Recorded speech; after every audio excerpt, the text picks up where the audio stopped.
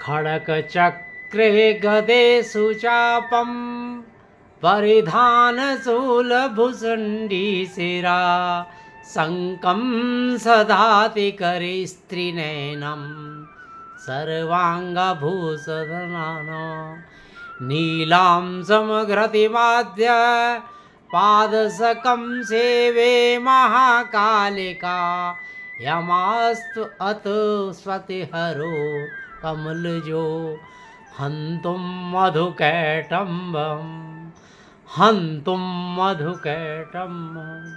जो देवी अपने 10 हाथों में शंख चक्र गदा बाण धनुष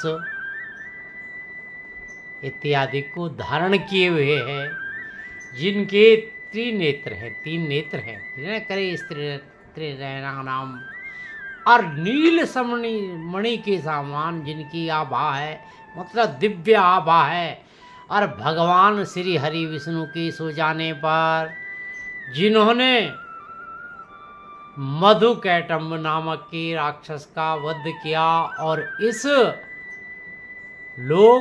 तीनों लोकों को भय मुक्त किया, मैं ऐसे माँ भगवती जगत जननी राजराजेश्वरी जगदम्बा दुर्गा जी की नमन करता हूँ। तो ये श्लोक कब के लिए हैं? ये प्रथम श्लोक दुर्गा चरित्र, दुर्गा सप्तशती चंडी पाठ के प्रथम स्रोत में है।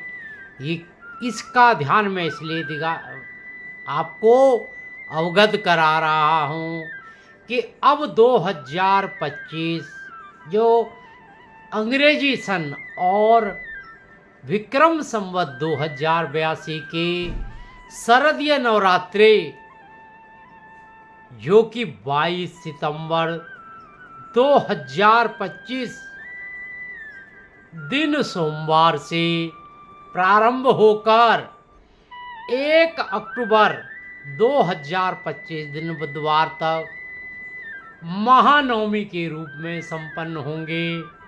इस प्रकार पहला ध्यान दें कि वर्ष 2025 में नवरात्रे 10 दिन के होंगे। जो तृतीया तिथि है वो 2 दिन सूर्य को स्पर्श करेगी, ठीक है ना। जो तृतीया तिथि है वो 2 दिन सूर्य को स्पर्श करेगी। तो नवरात्रे एक बढ़ गए हैं। जो शुभता, यदि आपके कोई अच्छे काम बढ़ जाए, आपका मान सम्मान धन वैभव बढ़े, तो ये माँ की कृपा के एक दिन हमें अतिरिक्त मिल रहा है, ठीक है ना। वर्ष 2025 में नवरात्रि 10 दिन के होंगे। वर्ष 2016 में भी इसी प्रकार तृतीया तिथि के बढ़ने पर ऐसा हुआ था। तो पहली बात कि नवरात्रे वर्ष 2025 में। नवरात्रों का इतिहास क्या है, ये कब से मनाए जाने लगे? कोई त्यौहार है, कोई उल्लास है, कोई पर्व है, उसका एक सनातन धर्मी होने के कारण हमें पता होना चाहिए। तो इस संदर्भ में 2 मुख्य आधारभूत बातें हैं कि सबसे पहले आपने, ये सर्वविदित है कि महिषासुर एक ऐसा असुर जो रंभ दैत्य और महिष उनकी जो पत्नी थी, उनके रंभ और महिष की एक संतान थी महिषासुर, जो काश्यप गोत्र के ऋषि के वंशज भी थे। तो उसने ब्रह्मा जी के बल पे ब्रह्मा जी से वर प्राप्त कर ये कहा कि मैं न नर से मरूं, न नारायण से मरूं, न दैत्य से मरूं, न दानव से मरूं, न स्थलचर से मरूं, न जलचर से। उसने अमरता होने के करीब जाने का प्रयास किया, लेकिन ब्रह्मा जी यह सारी सृष्टि का नियम है, जातस्सु ध्रुव मृत्यु, जिसका जन्म है उसकी मृत्यु होनी है। तो वो एक वचन मांगने से रह गया। नारी शब्द का उस वर में वो वर्णन करना भूल गया। या यूं कहिए कि ब्रह्मा देवादिदेव महादेव ब्रह्मा विष्णु महेश ने उसकी मृत्यु का उसी समय प्रयोजन सिद्ध कर दिया या कारण उत्पन्न कर दिया। तो जब उसने अपने बल पर स्वर्ग देवराज इंद्र सब पर विजय प्राप्त की और उस बल से उसने त्राही त्राही की, तो सभी देवता ब्रह्मा विष्णु महेश ने एक शक्ति को उत्पन्न किया जो दुर्गा, जो 9 देवी के रूप में भी हम पढ़ेंगे, दुर्गा के रूप में अवतार रही। वो नर नारायण कुछ नहीं, नारी थी। सभी देवताओं ने अपने अपने हथियार अस्त्र तेज अपने आभा दिव्य आयुध उसको दिए और उसने फिर इस सारी घटना का, ये जो समय कब था, देवी का जो जन्म था 9 रूपों में, वो ग्रीष्म नवरात्रि जो चैत्र नवरात्रि में जो अप्रैल के लगभग आते हैं ना, उसमें इस देवी का जन्म हुआ। इस 9 रूप की देवी का दिव्य रूप का प्रकट हुआ। तो चैत्र नवरात्रि में देवी का शक्ति का प्रकट हुआ। बड़ा शांति से सबने शांति से इसका प्रकट किया, समाधान खोजा। और इसी चैत्र पक्ष के नवरात्रों की नवमी तिथि को मर्यादा पुरुषोत्तम श्री राम का जन्म हुआ, विष्णु अवतार हुआ, दुर्गा का अवतार। ये दोनों अवतार हुए। शक्ति का जो उदय हुआ, अवतार हुआ, वो चैत्र नवरात्रि में है, ग्रीष्म नवरात्रि में, क्योंकि शक्ति प्रकट हुई। तो ये थोड़ा सा शांत से नवरात्रे हैं। और शरदीय नवरात्रि, आश्विन नवरात्रि जो अब 22 सितंबर से प्रारंभ हो रहे हैं, तो आश्विन के शुक्ल पक्ष प्रथमा से लेके नवमी जो 1 अक्टूबर का है, महानवमी, चैत्र में रामनवमी और अश्विन नवरात्रि शरद नवरात्रि। शरद क्यों कहते हैं? चैत्र नवरात्रि में गर्मी का प्रारंभ होता है, शरद या अश्विन माह में सर्दी का, इसलिए इनको शरदीय नवरात्रि भी कहा जाता है। तो पहला तो भेद आपको पता लग गया। तो अश्विन के नवरात्रों में, जो चैत्र के नवरात्रों में शक्ति का अवतार हुआ, सर्जन हुआ, तो अश्विन शरदीय नवरात्रों में 9 देवी की 9 शक्तियों को पूजन की पूजा, राम की शक्ति पूजा, जो हिंदी साहित्य के सिरमौर कवि है सूर्यकांत त्रिपाठी निराला ने लिखा, राम की शक्ति पूजा। तो 9 दिन की उस पूजा आराधना के दिन, विजयदशमी के दिन श्री राम ने, और नवमी दशमी में ही माँ भगवती ने, दुर्गा ने महिषासुर का मर्दन किया, वध किया। तो ये फिर उसके बाद दशमी जो है उल्लास का पर्व रहा, ठीक है ना। तो एक तो आपको अंतर अश्विन चैत्र नवरात्रि शरद नवरात्रि में पता लग गया, ठीक है ना। एक तरफ आपने देखा भी होगा विजय का उत्सव कौन है? अश्विन, जो शरदीय नवरात्रि में पूरे भारतवर्ष में, पूरे सनातन धर्म में बड़ा उल्लास, दुर्गा पूजा ये आपने देखी होगी। भाई कलकत्ता की, पश्चिम बंगाल की दुर्गा पूजा तो विश्व प्रसिद्ध है, लेकिन भारत में चाहे गुजरात हो, चाहे कोई भी हिंदू संस्कृति, सनातन संस्कृति, देश में नहीं विदेश में भी विजयदशमी, महानवमी, इसका बड़ा उल्लास होता है। तो इस प्रकार धर्म की, अधर्म का नाश, धर्म की जीत, पाप का नाश, पुण्य की जीत। तो इन शक्तियों पर है ना, जो असत्य पर सत्य की जीत। तो धर्म, अर्थ, काम और मोक्ष को देने वाले ये नवरात्रि हैं। तो पहली कथा नवरात्रि मनाने की ये थी। दूसरी कथा कहा जाता है, भगवान श्री कृष्ण ने जब 5119 वर्ष पूर्व माँ देवकी और वासुदेव के गर्भ से वासुदेव जी के साथ कारागृह में जन्म लिया। उधर उन्होंने योग माया को कहा कि अब आप भी चलिए। भाई भगवान श्री राम के साथ माँ सीता जानकी आई, तो योग माया ने परिया, प्रभु हमें क्या मिलेगा इस लीला में? उन्होंने, देवी आप चलिए, आप यशोदा जी के गर्भ से जन्म लीजिए, और जिस समय आप वो बच्चों का ज़्यादा में गहराई में न जाके, आपको पता है वासुदेव जी ने नंद बाबा को उस पुत्र को दिया, भगवान योग माया को ले आए। जो योग माया कंस के द्वारा पटकने पर आकाश मार्ग में उसने बताया कि तेरा काल अब जन्म ले चुका है। तो वो देवी का कहाँ? उत्तर प्रदेश के मिर्जापुर जिले में विंध्याचल पर्वत पर माँ विंध्यवासिनी। देखिए कितनी मानता है, कितना प्राचीन है इनका नाम, जिसका पुराणों में भी नाम आया है। तो माँ विंध्यवासिनी के रूप में वहाँ सदैव प्रकट हैं। तो इस प्रकार श्री कृष्ण भगवान ने उनको कहा था कि देवी मेरी पूजा तो वर्ष में एक बार, भादों कृष्ण पक्ष की अष्टमी तिथि एक दिन मनाई जाएगी और आप वर्ष में 4 बार पूजी जाएंगी। तो ध्यान रखें, नवरात्रि 4 प्रकार के होते हैं। चैत्र में ग्रीष्म और सर्दिया, चैत्र आश्विन के नवरात्रि प्रकट नवरात्रि हैं, जो संसारिक लोग धर्म, अर्थ, काम और मोक्ष इन चारों की सिद्धि के लिए इनको उल्लास से मनाते हैं। और 2 गुप्त नवरात्रि माघ में, जो जनवरी फरवरी का महीना है, माघ शुक्ल पक्ष में, आषाढ़ शुक्ल, ये चारों नवरात्रि शुक्ल पक्ष की प्रतिपदा से। और आषाढ़ कब? जून और जुलाई में अभी गए ना नवरात्रि। तो गुप्त नवरात्रि जो तंत्र साधना योगी लोग, साधक लोग, ठीक है ना, जो ग्रस्त जीवन से दूर है, ये लोग अपने सिद्धियों को और अधिक जागृत करने के लिए, समाज के कल्याण के लिए मनाते हैं। तो इस प्रकार आपको नवरात्रों का इतिहास, 4 प्रकार की नवरात्रों का बातम पता लगा। तो अब आप देखें इस नवरात्रों का किस प्रकार आप कैसे पाठ करते हैं। तो देवी भागवत, जो श्री वेद व्यास जी ने लिखी थी, देवी भागवत पुराण और मार्कंडेय पुराण। मार्कंडेय पुराण किसने लगा?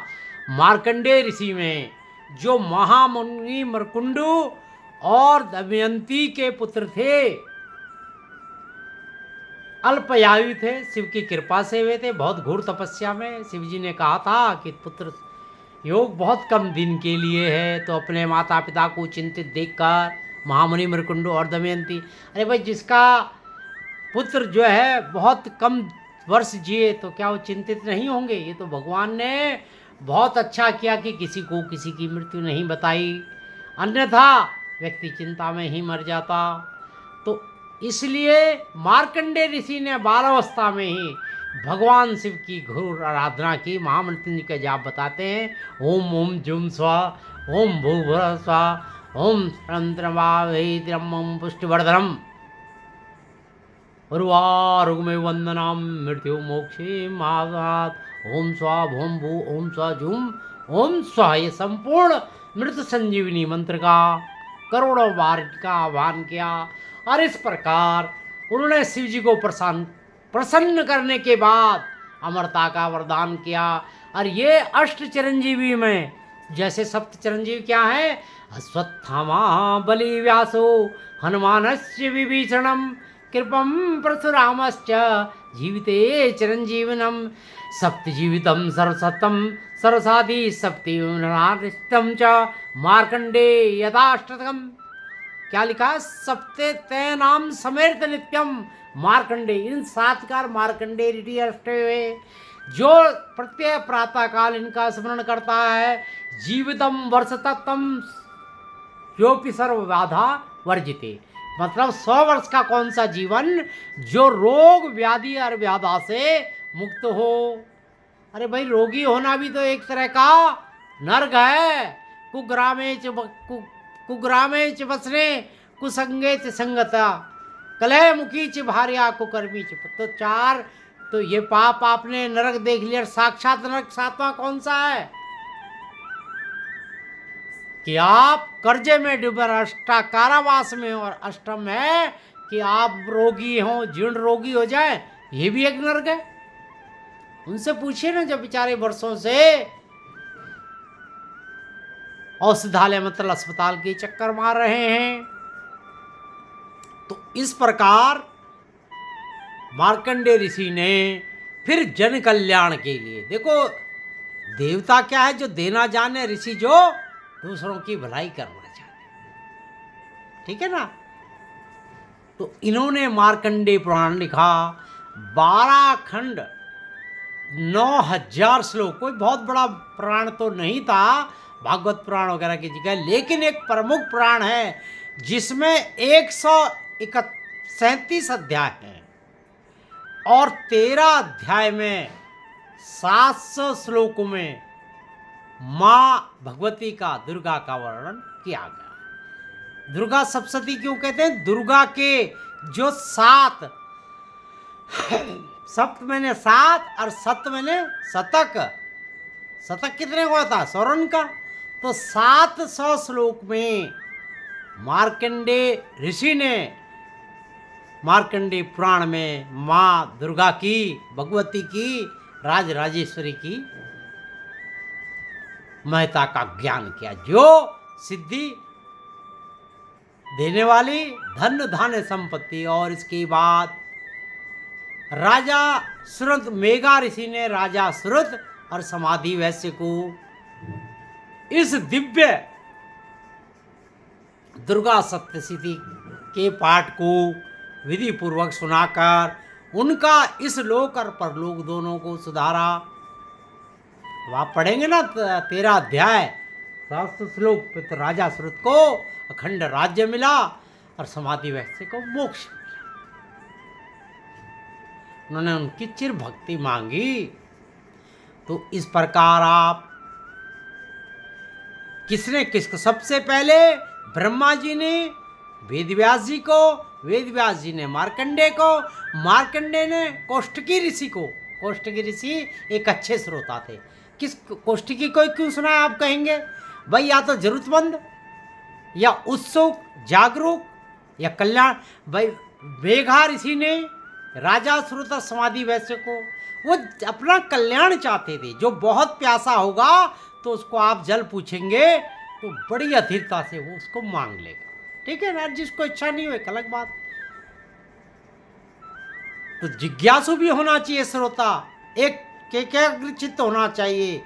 और विषय का मतलब जिस विद्या को आप कर रहे हैं उसका ध्यान एकाग्रचित्त वहीं होना चाहिए। इस प्रकार आपने जाना कि मार्कंडेय पुराण में माँ दुर्गा सप्तशती, कुछ लोग इसे चंडी पाठ भी कह देते हैं, उसको आपने समझा।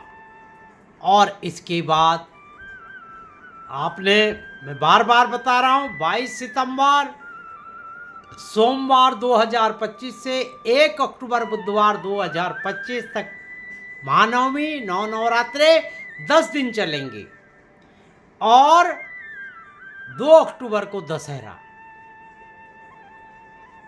मनाया जाएगा। तो अब आप समझे कि इसका आपने दिवस समझ लिए, क्यों मनाया जाता है, कब कब किसने मनाए। देवी भागवत और मार्कंडेय पुराण के अनुसार दुर्गा सप्तशती के 700 श्लोकों को 13 अध्याय में अध्ययन करना है। तो इस प्रकार आप 22 सितंबर दिन सोमवार को सबसे पहले क्या करना है, कलश स्थापना। इसकी मैं एक अलग से वीडियो आपको भी बता रहा हूँ वो कैसी है। लेकिन अभी आप ये समझ लें कि कलश स्थापना लगभग सूर्य उदय के थोड़े ही समय पश्चात। तो इस वर्ष जो हाथी पर सवार होकर माँ दुर्गा आ रही हैं, उनकी इस कलश स्थापना का श्रेष्ठ 2 ही मुहूर्त हैं। प्रातःकाल 6:09 से प्रातःकाल 8:06 का ये बड़ा ही शुभ मुहूर्त, लगभग 2 घंटे से थोड़ा सा कम है, जो रिद्धि सिद्धि देने वाला है। कलश की स्थापना कोई जौ खेती हरियाली जौ बोने वालों के लिए सबसे उत्तम समय है। और यदि ये समय किसी कारणवश आपको नहीं मिल पाया तो फिर अभिजीत मुहूर्त जो 48 मिनट का मध्य दिवस में बिल्कुल 12 बजे से थोड़ा तो 11 इस वर्ष है 2025 में कलश स्थापना के लिए सबसे सुंदर मुहूर्त है 11:49 दोपहर 12:38 तक, लगभग ये 48 मिनट का मुहूर्त होता है। तो अभिजीत मुहूर्त में भी आप कलश स्थापना कर सकते हैं, लेकिन मेरा व्यक्तिगत मानना है जितना प्रातःकाल हो जाए सूर्य की पहली किरण के साथ ही वो ज़्यादा आपके लिए शुभकारी होगा। बाकी मैंने नियम दोनों बताए हैं। अब आइए इस अश्विन शुक्ल पक्ष मतलब शरद नवरात्रि 2025 का महत्व कब से कब तक है और कलश स्थापना का मुहूर्त आपने समझ लिया। अब आप पूजा गृह में जो मुख्य मुख्य चीजें हैं वो आप समझिए, क्योंकि बचपन से हम भी कई बार ये गलतियां करते आ रहे थे, लेकिन जब हमने समझा तो इसमें सुधार किया, क्योंकि जब जागो तब सवेरा। तो सबसे पहले आपके घर का ईशान कोण है, पूर्व से उत्तर दिशा के मध्य का हिस्सा पूजा के लिए, पूजा गृह के लिए होना चाहिए। लेकिन आप कहें साहब मैं तो छोटे से फ्लैट में रहता हूँ, बम्बई जैसे लोग है ना, तो इसमें परेशान होने की आवश्यकता नहीं है। आप अपने कमरे का, घर का जो स्थान है उसके पुनः घर को कमरे के ईशान कोण में सुंदर सा एक छोटा सा मंडप या जो घर मंदिर बने बनाए उनको स्थापित करें, ठीक है ना। और इसके पूर्व दिशा और उत्तर दिशा में कमरे इस मंदिर रूपी चौकी को लाल रंग के कपड़े से स्थापित करें। मुख्य चीज है कलश। कलश की स्थापना हमेशा आपके पूजा गृह चौकी के पूर्व, उत्तर या ईशान कोण तो सबसे बेस्ट है, ठीक है ना, नहीं तो उत्तर और थर्ड वन इज पूर्व दिशा जहां से सूर्योदय हो रहा है। तो इस प्रकार आप इसको स्वच्छता पवित्रता के साथ गंगा जल, ठीक है ना, गौ दुग्ध पवित्र सरोवर के जल से इसको पवित्र करें। इसके बाद कलश पर, कलश की जो मुख्य गलतियां हो रही हैं, कलश में नारियल की स्थापना, श्रीफल या नारियल का आप सबसे पहले आप इसकी संरचना समझें। नारियल का जो हिस्सा तने के साथ पेड़ से जुड़ा होता है, जो थोड़ा चौड़ा होता है, गिलगिला होता है थोड़ा सा, तो इस जहां तीन आंखें, त्रिनेत्र, इनके 3 नेत्र होते हैं, ये मुख होता है। अरे नुकीला भाग इसका पृष्ठ होता है, मतलब नीचे का हिस्सा होता है, कोना भाग, 2 भाग है। अब आप आइए नारियल की संरचना, नारियल को कैसे रखा जाना चाहिए, क्योंकि नवरात्रे कुछ घंटों की बात नहीं है, 8 से 9 दिन तक माँ भगवती जगदम्बा राजराजेश्वरी इस नारियल के पवित्रता में रहेंगी। तो नारियल को कैसे रखा जाना चाहिए, ये जो नुकीला भाग मतलब इसका मैंने बताया था, मुख कौन सा है, जो चौड़ा हुआ हिस्सा है, बड़ा हिस्सा है, जहां पे त्रिनेत्र हैं ब्रह्मा विष्णु महेश के, जो तने से जुड़ा होता है। तो मुख का भाग यदि आपने कलश के नीचे रख दिया और त्रिकोणाभास ऊपर कर रख दिया, ये बिल्कुल गलत है, ध्यान दें। अपराध अनजाने में भी हो तो भी अपराध माना जाएगा। दूसरा, खड़े हुए भाग में ये जो देख रहे हैं मुख ऊपर है और नुकीला भाग हिस्सा नीचे है, पानी में डूबा हुआ है। जो आपने मौलिक, कलावा, रोली, स्वास्तिक, पंचरत्न, सर्व औषधि, जौ इत्यादि के द्वारा इसको पवित्र किया है। चांदी का सिक्का भी रखा था ना, लक्ष्मी के रूप में चांदी सिक्का है 1 रुपया। तो ये मध्यम है, मतलब आप रख तो सकते हैं, 2 घंटे 4 घंटे की जो पूजाएं हमारी होती हैं उसमें आप रख लेते हैं। लेकिन सबसे उपयुक्त यह है कि आप इसको थोड़ा सा इस प्रकार रखें कि इसका मुंह 3 नेत्र वाला जो थोड़ा सा हल्का सा कोमल हिस्सा वो आपकी तरफ रहे, मुंह आपकी तरफ रहे, ठीक है ना। क्यों इसको रखना है, शास्त्रों में लिखा है अधोमुखम शत्रु विवर्धनम ऊर्ध्वस्वत्र बहुरोग वर्धे प्राचे मुखे वित्त विनाशाय तस्मात् शुभ समक्के नारिकोला। कि जो आपने बताया जिसमें आपने ये नीचे रखा था नुकीला भाग, उसमें क्या हुआ, आपके रोग बढ़े, शत्रु बढ़े, इसमें आपका क्या हुआ, जब ये नीचे रखा गया था तो इसमें शत्रु, इसमें रोग भी बढ़े। लेकिन सबसे बढ़िया है कि जो मुख वाला हिस्सा, जो नुकीला हिस्सा देवता की तरफ और मुख वाला हिस्सा आपकी तरफ, ये सर्वोत्तम है, ये सब काम में उत्तम है। तो इस तरह आप नारी कलश की स्थापना मंडप के उत्तर या पूर्व ईशान कोण में निम्न मंत्र के साथ, या तो आचार्य जी हो तो बहुत अच्छा, लेकिन सब जगह सम्मत है ये मंत्र जो मैंने आपका लिखा है। कलशस्य मुखे विष्णु कंठ रुद्रे स्मास्त्रा मूले तिसृस्थित ब्रह्मा मातृ मातृ गणेश समता कुतो तु सागरा सर्वे सप्तदीपे वसुंधरा ऋग्वेदो यजुर्वेदो सामवेदो हर्षवर्णा। तो चारों वेद, कलश के मुख में विष्णु है, कंठ में रुद्र भगवान शिव है और ब्रह्मा इसके मूल में है, चारों वेदों से सुसज्जित है। तो इस प्रकार आप मंगल कलश की स्थापना करें। और दूसरा है शंख। शंख को कहाँ रखना है ये भी देखें। शंख क्या है?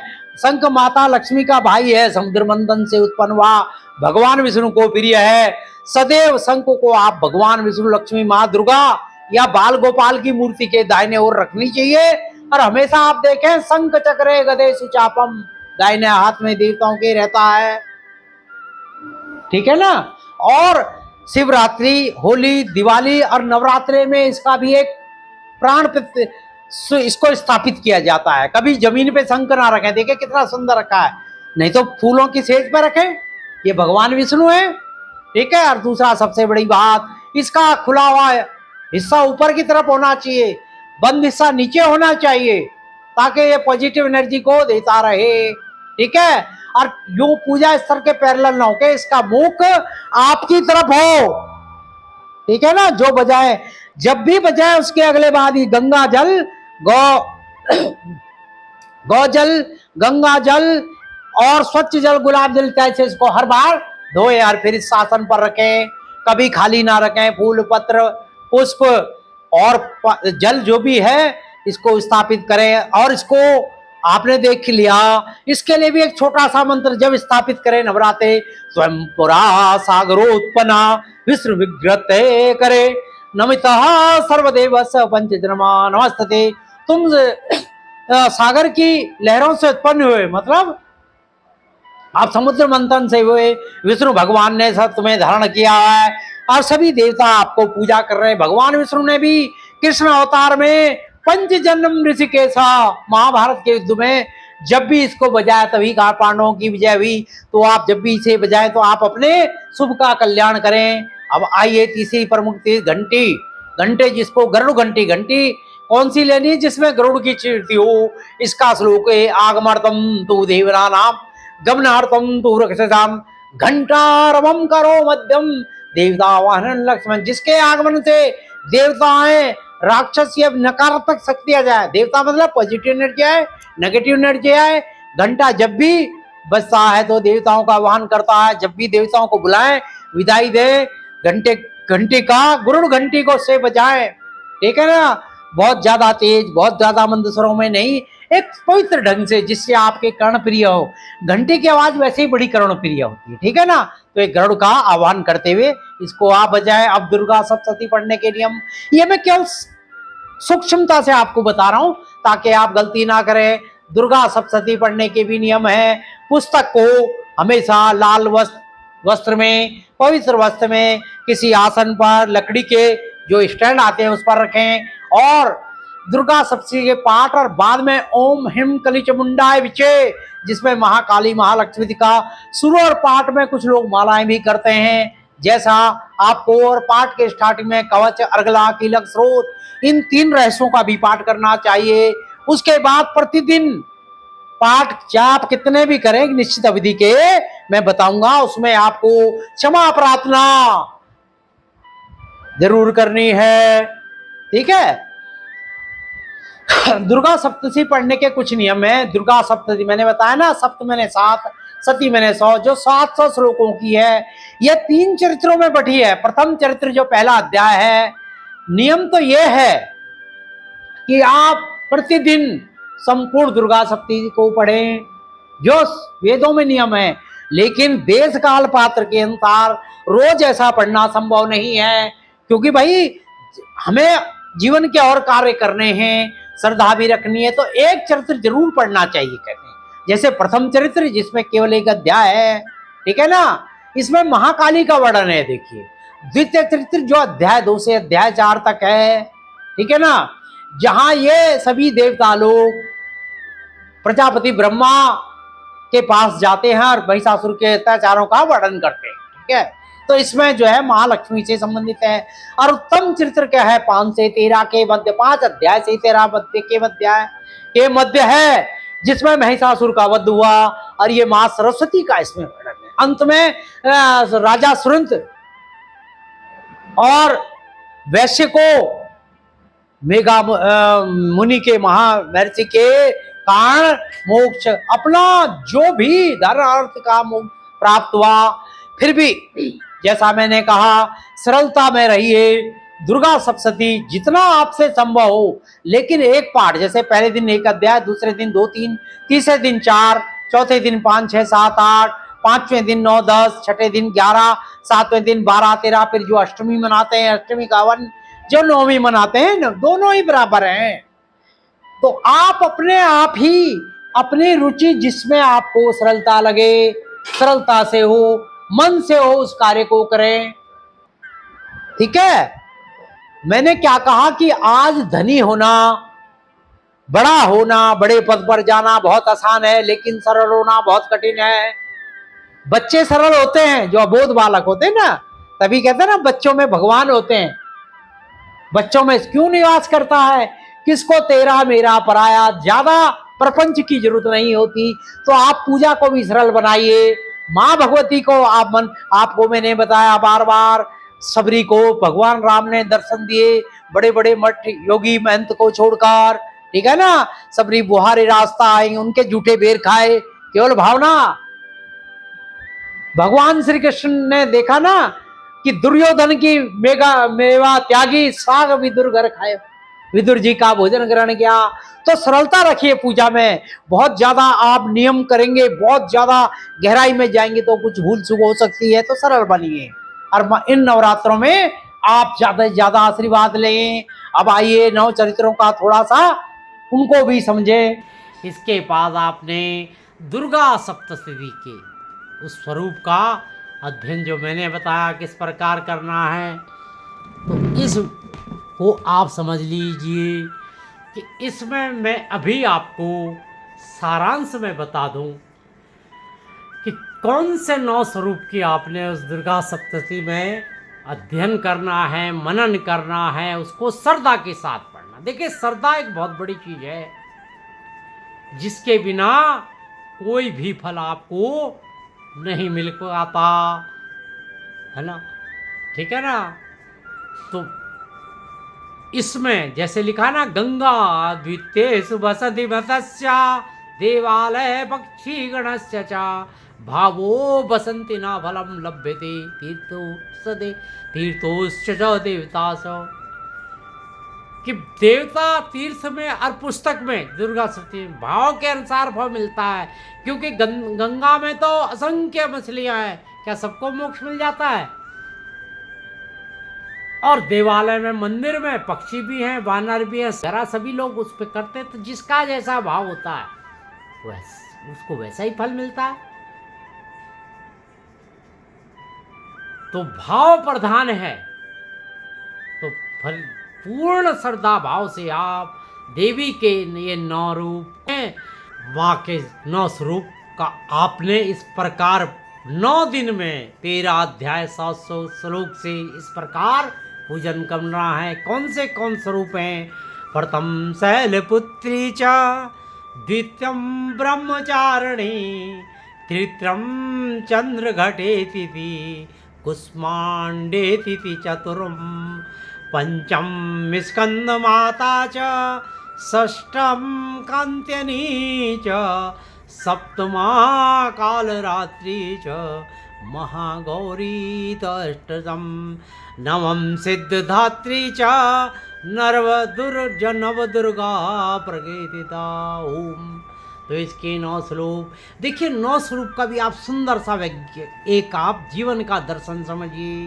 प्रथम शैलपुत्री, जब कोई, इसीलिए कहा है कि यत्र पूजे नारसी तत्र देव, प्रत्येक स्त्री में यदि आप देवी का, माँ भगवती का रूप देखेंगे तो सृष्टि बन जाएगी। भगवान ने भी इसी प्रथम शैलपुत्री जो हिमालय कि पुत्र के रूप में शैलपुत्री, 2 भुजाएं इसमें दिखाई जाती हैं। शैलपुत्री द्वितीयम ब्रह्मचारिणी, जब उस पुत्री का जन्म हुआ तब ब्रह्मचारिणी रह के, मतलब विद्या का अध्ययन करके स्वयं से उसने सारी विद्याओं को प्राप्त किया। तृतीय चंद्र घटे, और तीसरा रूप है चंद्रघटा। फिर उसके बाद उसका बल शुरू, अब 10 भुजाएं हो गई हैं। आपने ज्ञान अर्जित कर लिया, विद्या अर्जित कर ली, फिर आपकी शक्ति बढ़ गई। ठीक है, चंद्र घटित मतलब चंद्रमा की कलाओं की तरह ये कन्या बढ़ी। तो ये स्त्री का एक जीवन है। उसके बाद कुष्मांडे तीजा, फिर उसका संसार के लिए बीज संग, कुष्मांड मतलब ऊर्जा के बीज का संबंध। ठीक है, तो उसका एक गर्भवती स्त्री से आप इसकी, गर्भवती जो शिशु को जन्म देने वाली है, उस माँ का स्तन कर सकते हैं। और चतुर्थ कुष्मांडे और पंचम स्कंद माता, और 5वां स्वरूप माता के रूप में है। तो माता के रूप में कौन सा स्वरूप है कि जब बालक का उसने एक संसार का एक जीव का जन्म, माँ का पवित्र रूप यही है।